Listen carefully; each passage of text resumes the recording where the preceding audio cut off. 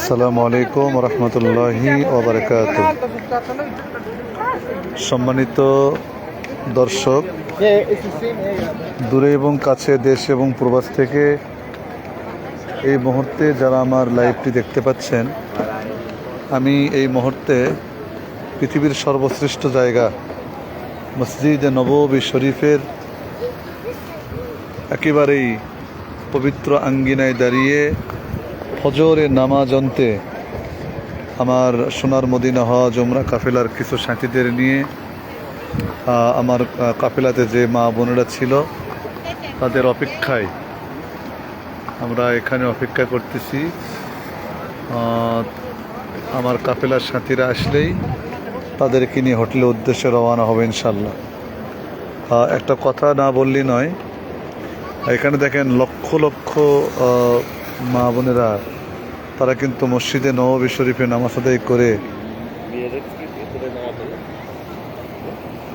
এই পবিত্র ভূমি মসজিদে নববী শরীফে তারা কিন্তু একেবারেই সুশৃঙ্খলভাবে তারা কিন্তু হোটেলের দিকে রওনা হচ্ছেন।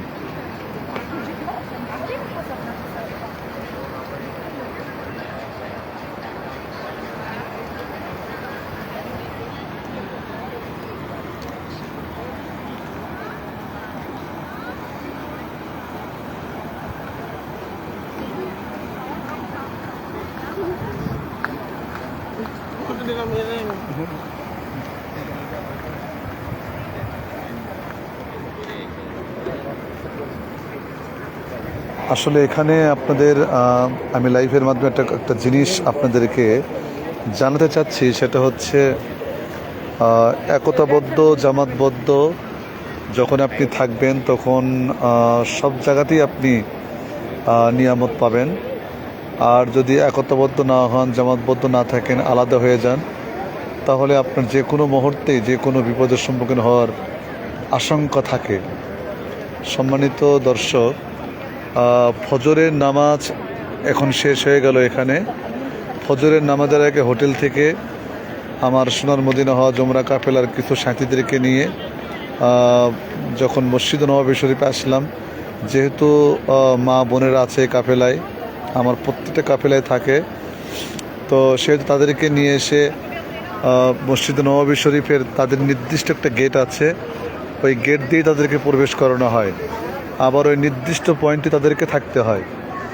ঠিক তদ্রূপ সেখানেই আমরা নামাজ আদায় করার পরে তাদেরকে নেওয়ার জন্য কিন্তু আমরা অপেক্ষা করতেছিলাম। তো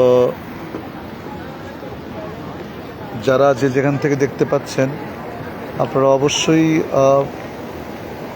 এতটুকু লাইভের মাধ্যমে যদি উপকৃত হন, অবশ্যই আমার লাইভটি বেশি বেশি করে শেয়ার করবেন এবং একে অপরকে দেখার জন্য সুযোগ করে দেবেন।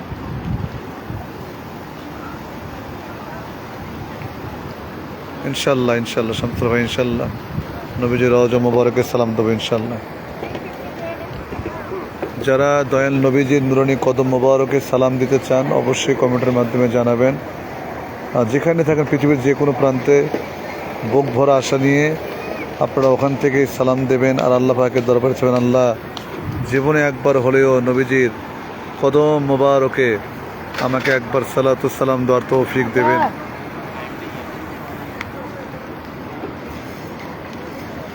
আচ্ছা, আমার মনে হচ্ছে এখানে মনে হয় উনি আসতে পারে নাই।